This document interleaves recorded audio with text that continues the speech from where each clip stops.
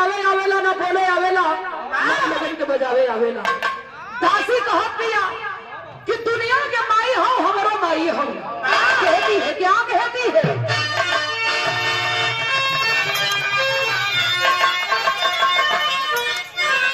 वो सर में सारी गम ये छेड़ी तो लगरिया, वो सर में सारी गम ये छेड़ी तो लगरिया।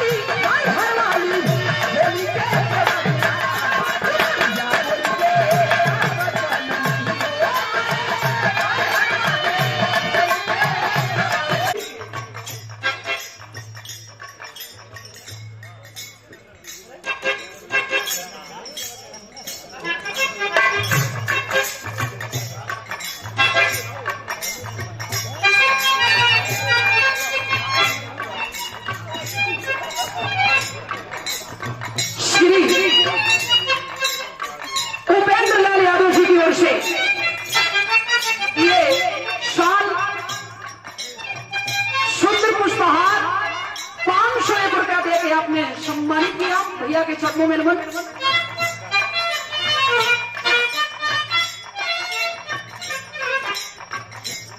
और हम लोगों के गार्जियन मुंबई से लेके यहाँ तक जिनका बहुत आशीर्वाद बहुत प्यार मिलता है, श्री ओम प्रकाश यादव जी की ओर से सुंदर पुष्पहार 501 रुपया पुरस्कार।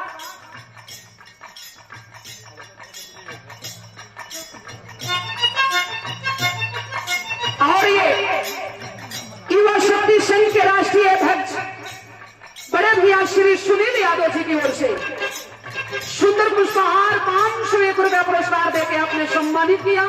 भैया के चरणों में नमन, सब भैया लोगों के प्रणाम का।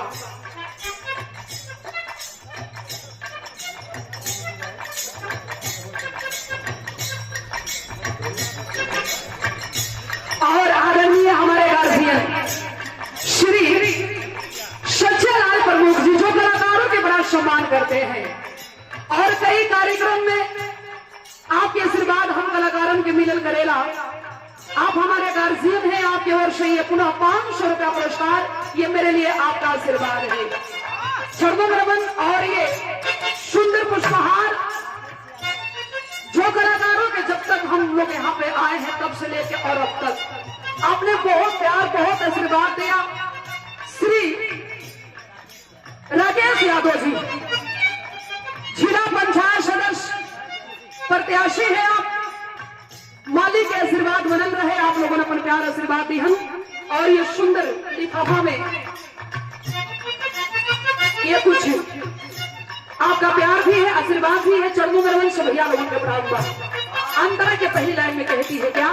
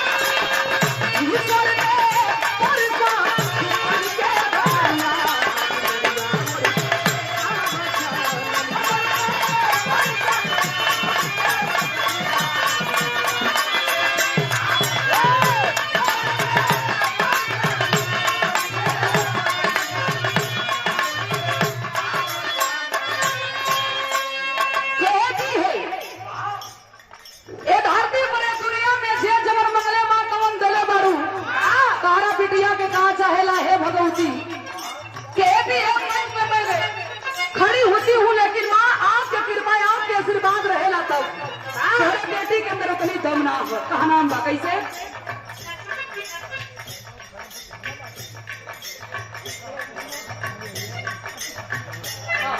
बड़े भैया आशीष यादव जी की ओर से कई कार्यक्रम में हमन के जानम विरहा हमन के गोरखपुर तक भी रहेला पे आप पहुंच जालन। भैया के प्रणाम बा। 201 रुपया पुरस्कार देलन सब भैया लोगों के प्रणाम बा। कहा नाम बा कैसे? नहीं थकी समाज हमके जियो समाज का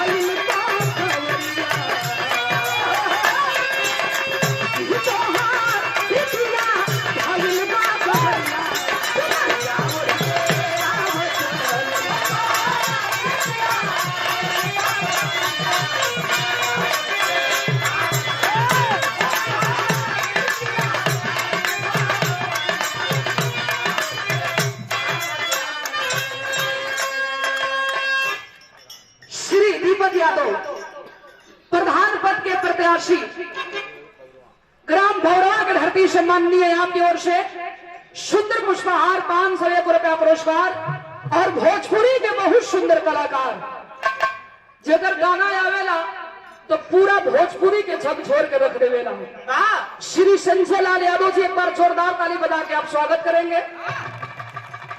बहुत सुंदर, जिनको अभी अभी आप सुन रहे थे। सुंदर पुष्पहार 500 रुपया पुरस्कार और बिरहा के दबंग ठेकेदार हो, बिरहा हो चाहे भोजपुरी हो, पवन सिंह से लेके खेसारी लाल यादव, विजयलाल, चाहे दिनेश लाल निरहुआ, कोई भी कलाकार यहाँ से लेके मुंबई तक टिकट के कार्यक्रम आप तरह के कलाकारन के हौसला बढ़ावे। बड़े भैया नथनी यादव ठेकेदार साहब की ओर से 500 रुपया पुरस्कार। भैया के नाम से भैया लोगों के प्रणाम बा। बिहार स्वर्ग से सुना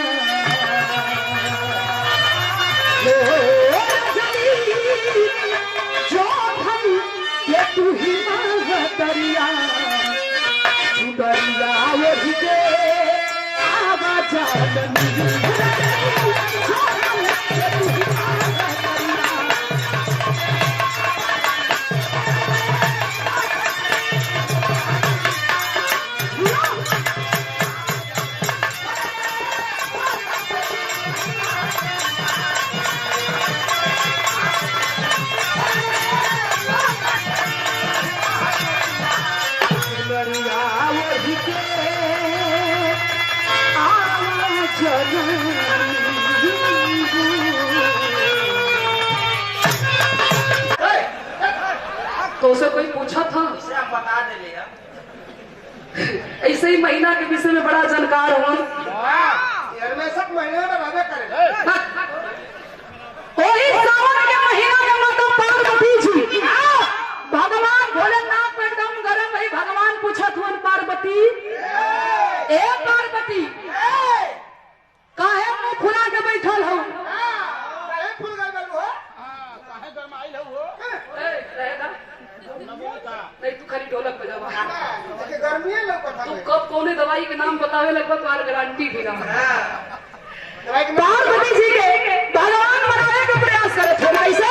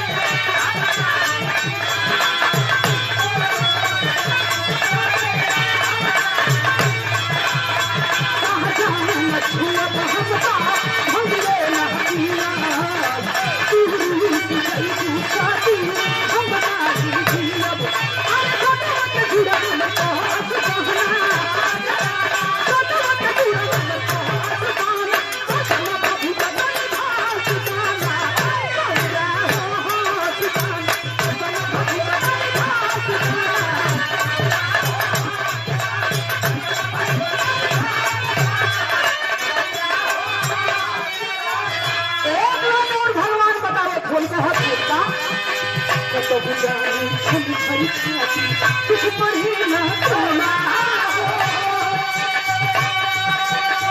तो बुझाई ठंड भरी खाती कुछ पढ़े ना सोना इतना से भी खाती मनाते सुना सुना हो इतना से भी खाती मनाते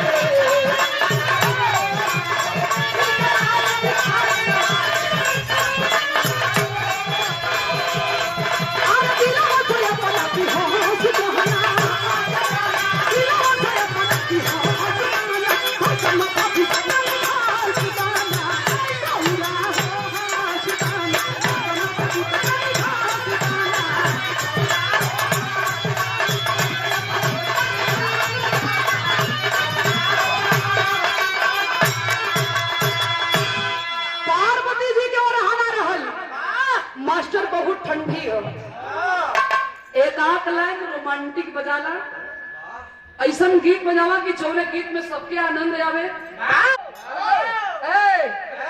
थोड़ा मेरा खेत जोत देंगे पूरा जोत देंगे की कहे कि अगर हतना नीक से बोल देबू तो थोड़ा का हम दिनवा भर जोतते रह जाए हराई में कहे वो बात नहीं है कहे कि हमार खेत देखला देखावा कई प्रमुख जी को होते वही साहब कहीं बैठल हुई दुलही खेत तो जुतवा लेलस डॉक्टर वाले कहे कि तोहार काम हो गया अब हमार काम करे हम चली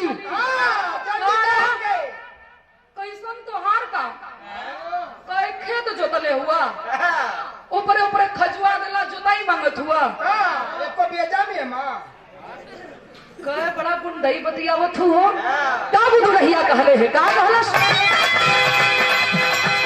मीठा मीठा बोल के मुझको फसाया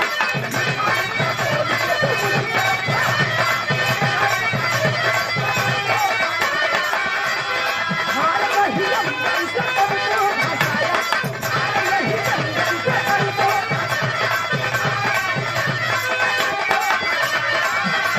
मीठा मीठा बोल के मुझको फसाया हार वही अंदर से तुमको फसाया खेत मेरा जोता है पैसा और खेत मेरा जोता है पैसा जोता ही नहीं अंगिया पैसा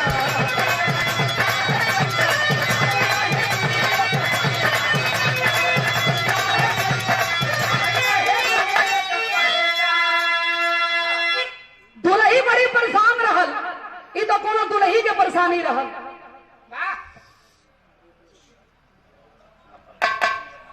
और ये अखड़ा गया सेठ पट्टा मनोहर पहलवान जय हिंद पहलवान जी हमारे युवा शक्ति संघ के राष्ट्रीय अध्यक्ष मीर भैया के सम्मान में पुरस्कार दिले हुए 200 का पुरस्कार दिले सब भैया लोगों के प्रणाम बा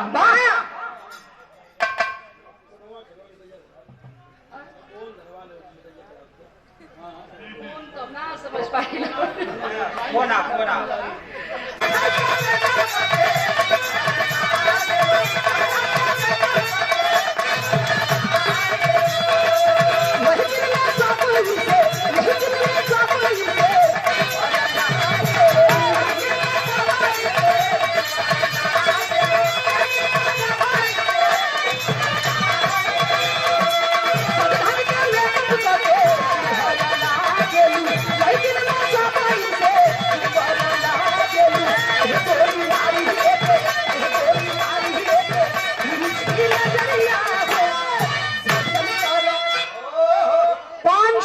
साधु भैया की ओर से पुनः 500 रुपया पुरस्कार दिलन एक कौन ब्रेक लगावत हुआ भैया अरे भैया ये पावर ब्रेक है विराम में पावर ब्रेक लेके कब से घूमे लगना बहुत पहले घुमा पले 8 महीना बंद रहल यहाँ लोगों के इशारा कहीं और हो विराम मुकाबला पे गंगा चैनल पे आवत रहल जहाँ रोमांटिक गीत रहल हम थोड़ा बहुत हल्का फल्का डांस वांस कैले रही कैसे कैले रहलू चैनल में हमारी मजबूरी रहल यहाँ जरूरी है काहे बदे जरूरी है बहुत कुहेस पड़त है मानो कुहेस के दवाई लेके चलत वाला बंदा अरे उपेंद्र हिलाई दिलन तो हिला देबू तो फाटी जाए कुहेस तू कुहेला काट देगा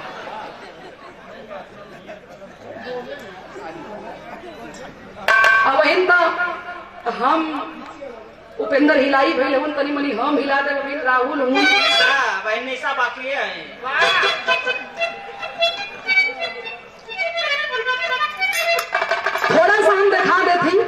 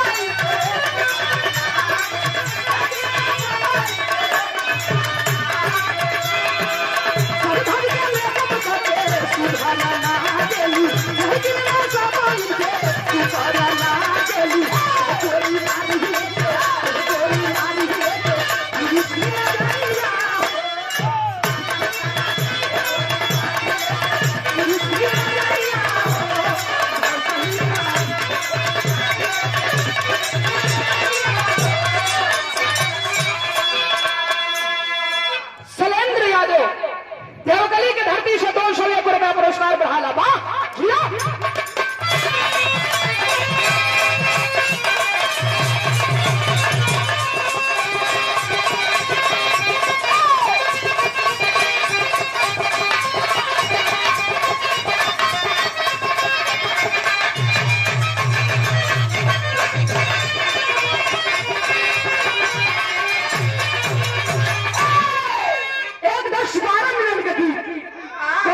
समय ना लेके 10-12 मिनट में एक फिर उसके भी रहा फिर उसके भी आनंद मिल थी और एक नई बात भी सुने के मिली आपने हमारे बताया गया भैया जहां ना पहुंचो रवि वहां पहुंचा कभी बाहर है मास्टर बा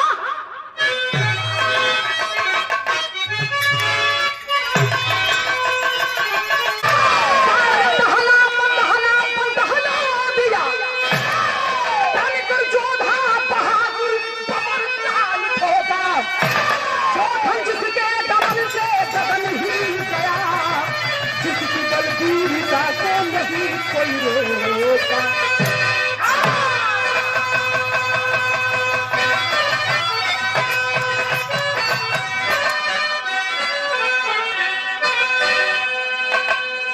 गौर करेंगे बाबू जी था ये सुर भाम असुर जो समद होश में एक ऐसी प्रतिज्ञा की आवो कुमारी दुल्हे राजा बनूंगा बधा करके से हरा 20,000 लड़कियों का बनाऊंगा रानी बिरहा में यहाँ इंग्लैंड कवाली का टुकड़ा बा कौन कवाली है मास्टर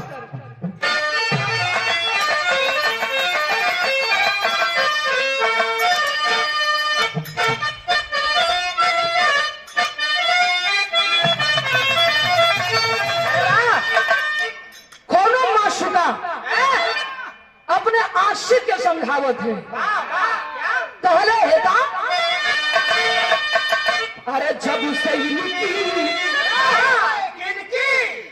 इनकी अरे जब से इनकी जवानिया चढ़ी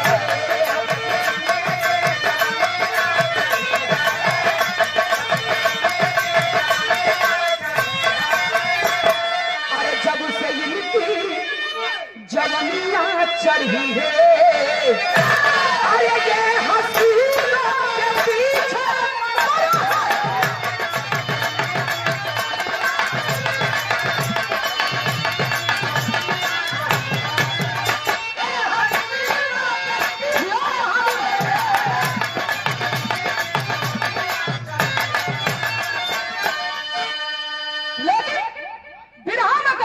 लिखलन ये लाइन बीरन खातिर लिखे के पड़ल कहाना कैसे अरे जो कहानी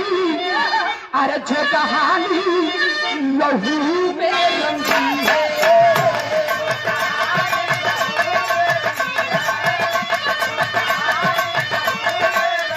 अरे जो कहानी लहू में रंगी है अरे उसको इतिहास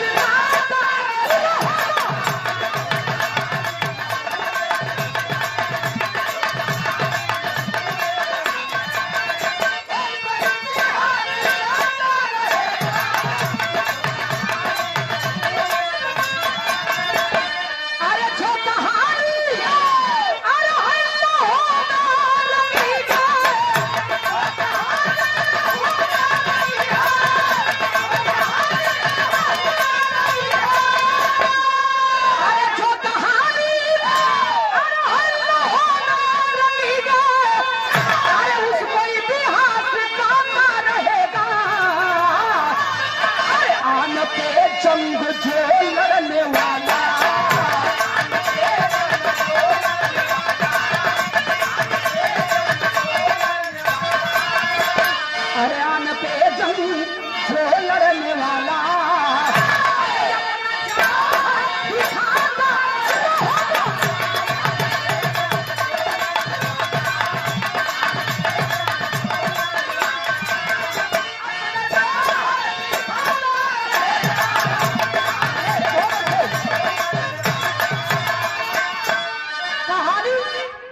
शुरुआत हो गई। केकर कहानी हो कहां से निकल गई, कड़ी के अंदर भाव हो गई सा।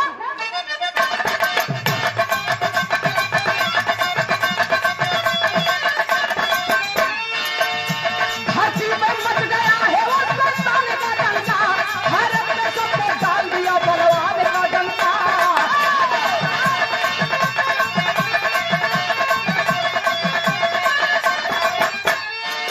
सबके सीने में दहशत का भूचा लिया गया, सबके सीने में दहशत का भूचा लिया गया। भामासुर पूरा चूरी का आतंक आ गया।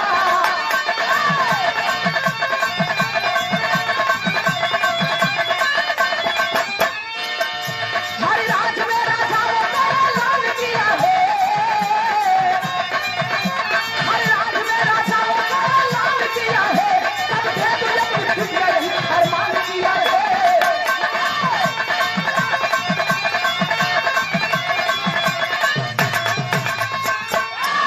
बात के आप लोगों ने समझ ली। एक कहानी प्रज्ञापुरी से लिखल गई। वही प्रज्ञापुरी के रहे वाला असुर, जो ने असुर के नाम बताया गया, भामासुर और मुरासुर। भामासुर पुत्र किसका था? धरती का पुत्र था बाबूजी। बड़ा बलवान, बड़ा बलशाली रहल। जैसे आप लोगों बैठे वाली यही तरह भामासुर के दरबार सजल है और राज सिंहासन पर भामासुर बैठा था। ऐलान कर दिया, हमने जिंदगी में जो चाहा वो हासिल कर लिया, प्यार से ना तो अपने बाजू के बल से। लेकिन एक इच्छा है, और ये मेरा इच्छा ही नहीं, ये मेरा प्रतिज्ञा, मेरा कसम है। किस बात की प्रतिज्ञा किया? किस बात की? 20,000 कुंवारी लड़की के अपन रानी बना के और अपने इच्छा के हम पूरा करब।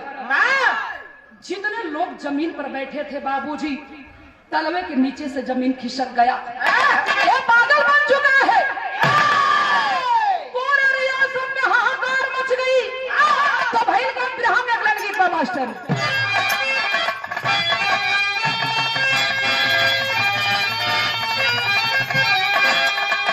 कौन दुल्ही के दुल्हा दुल्हा साल भर के बाद दिल्ली से घरे मेहरारू के फोन कलम सुन आवता नहीं 3 बजले आज ही। अरे गोड़वा हम धो के पी ली।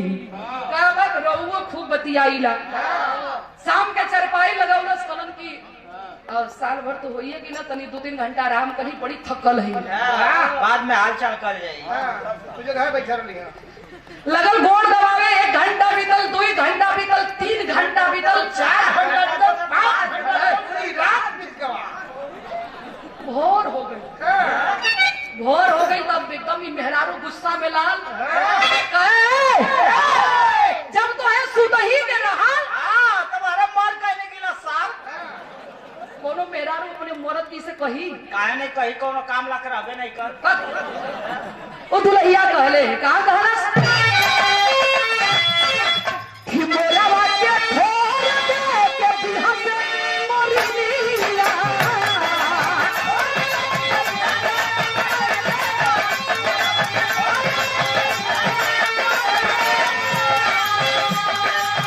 मोरा वाक्य छोड़ दे के बिहा से मोरनिया, बिहा से मोरनिया। निकल गए हो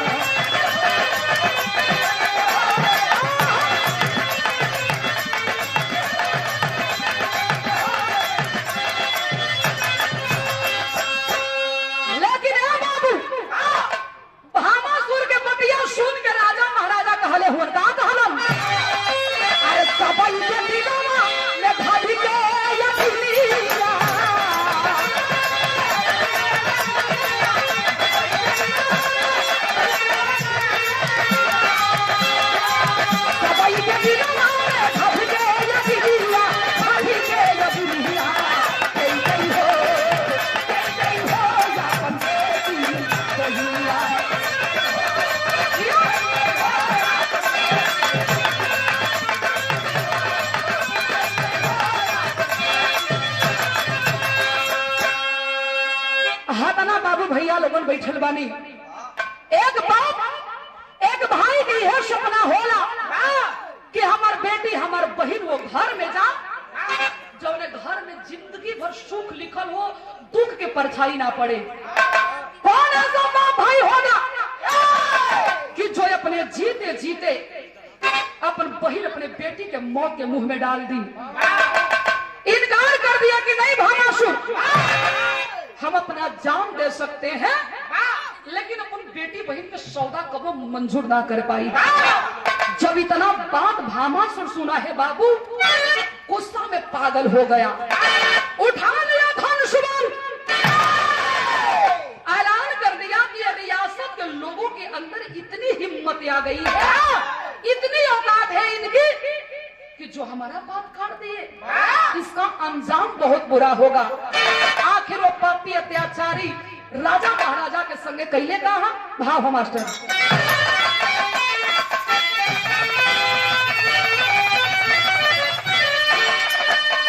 कौन लड़का माई के मंदिर में जाके देवी मैया से कहले हटा अरे थोड़ी देर बाद हवा के छोड़ दा हम, अरे वही पर सवार हो जाई।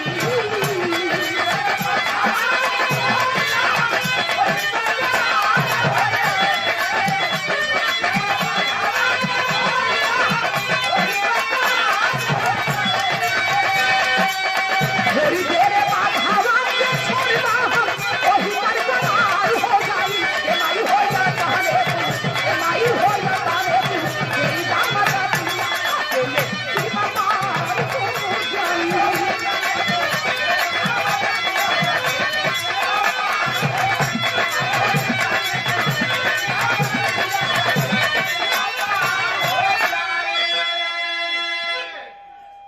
अच्छा, एक गाड़ी, छोटी गाड़ी केहू भाई खड़ा कर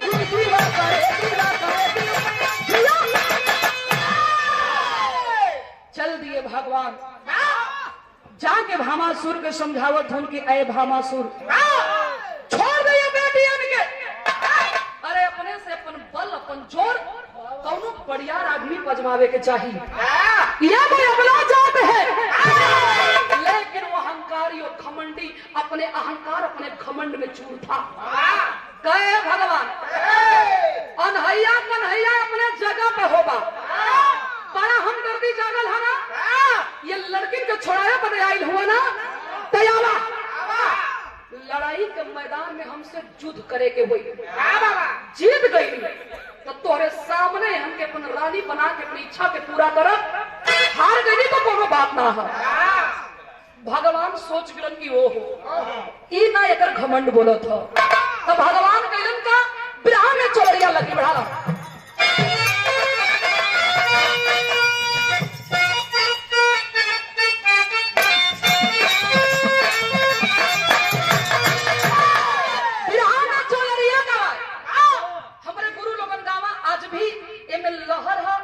सुंदरता है लेकिन कुछ ऐसा समाज में गाना आ गया संजय भैया, अन्यथा मत लिहन। बिरहान समाज में हमारे आज भी सभ्यता है, लेकिन भोजपुरी के कुछ कलाकार, सब कलाकार ना अश्लीलता के हद कर दिलन। शुरू थोड़ा थोड़ा कहाँ से भाई, कहाँ से लगा दी चोलिया के हुक राजा जी, नहीं लगा तो लगा रहे हम थूक राजा। एक मेरा और गौलम ओही राजा कहिया दाते काट ले राजा जी, काहे नहीं जिभिया से चाट ले राजा जी। बहुत फुहर आदमी हुआ हो, इनको कहल जरूरी है। तुझे कहा बोलो। अच्छा, ये गीत जब मार्केट में आई तो गवैया घूम घूम के पता लगावे लगलन कि वो कौन जगह रहल कि जहाँ वो दाते कटले रहल, लेकिन आज तक पता ना लगा पौलन। 5-7 आदमी विधवत पता लगा ले के हम आसाराम बापू, नारायण साईं, राम रहीम, फलहारी बाबा, नरेंद्र दास, ये कुल बबन के लिस्ट लेके बैठल हुए। अच्छा, आसाराम, राम रहीम, फलहारी बाबा कुल तो रहबे कैलम। बिजलाल जी बनारस में को बाबा निकल रहल हुए, उनका नाम रहल है नरेंद्र दास। वो लड़किन के नहीं, वो लड़कन के प्रेमी रहल। लड़कों ने बोला कि हनुमान जी बनावा, बाद में गधा भी थमावा। वही में एक दिन पुलिस वाले पकड़ लेलन। वह गधा उनके ठेल जाना चल गिला चेलगंज थाना में। वहां तू का करत रहा? पहुंचावे के लगे रह जाओ। आई गदवा लेके भाग गया। तो चौलरिया गवाए, कैसे गवाए मास्टर? तारी उम्र कमर लाज चकानिया, जिया तारी उम्र कमर लाज चकानिया, बढ़िया लेके हुड़ के बढ़िया बढ़िया हुड़निया ना।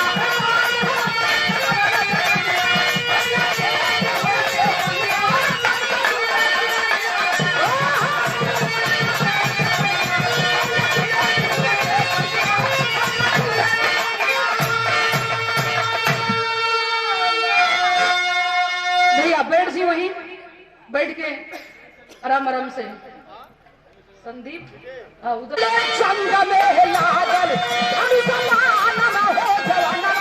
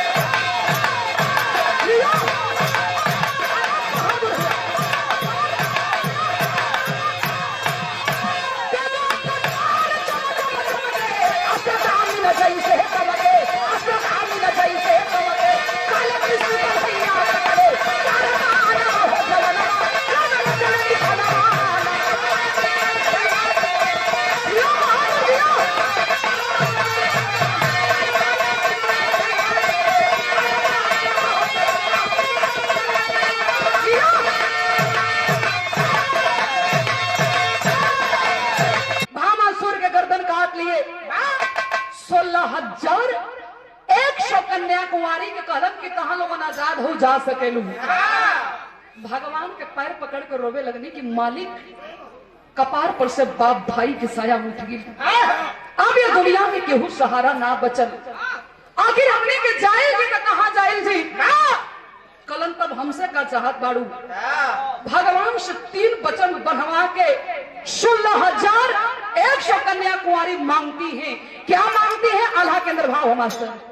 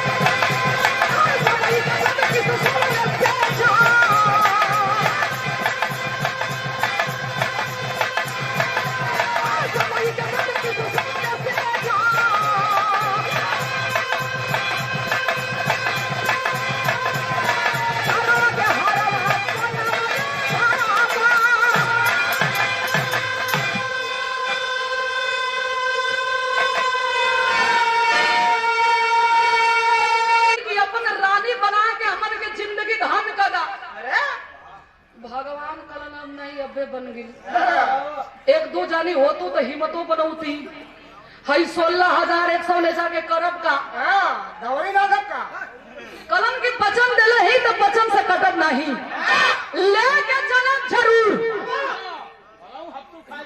अरे ये हफ्सू का भैया अरे कपूर को बड़ भाई हो। देख ये भगवान के हफ्सुल कप्सुल खियावत हूँ। अरे वो दुनिया के दाता हूँ, उनकरे मर्जी के बगैर एक पत्ता ना हिल सकेला। उनका मर्जी चले तो खाली मेहरारू बढ़े हैं। तो हूँ के चाहत हकाओ में से काखी हमें कच्छ में हम हार जाते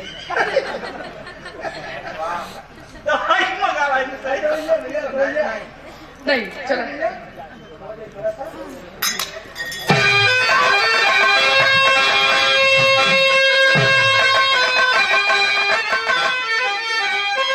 परिणाम मिलता है 16,100 कन्याकुमारी के भगवान अपनवलन और 16,100 कन्याकुमारी के गर्भ रहल। बेटवा कितना पैदा भइलन? 1,61,080 पुत्र पैदा भइलन और 16,108 कन्याकुमारी पैदा भइलन। बहुत जल्दी के हो। ये कोई काल्पनिक बात नहीं है बाबू, ये कहानी श्रीमद् भागवत महापुराण से ली गई। तो ग्रह के निचोड़ में लिखे के पड़ल।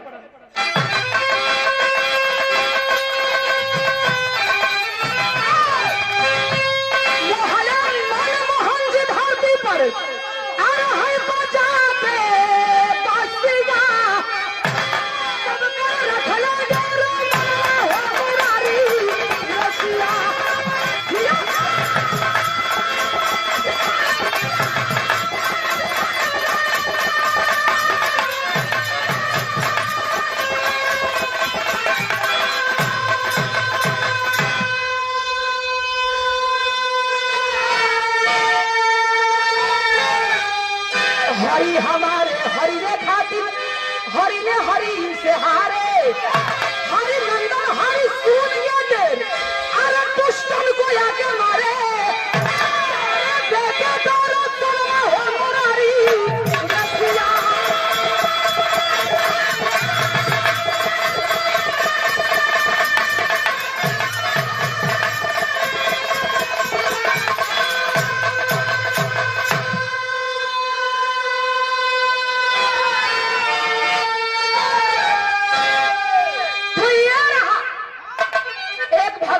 विषय में कहानी तो आखिरी पन्ने भाव है।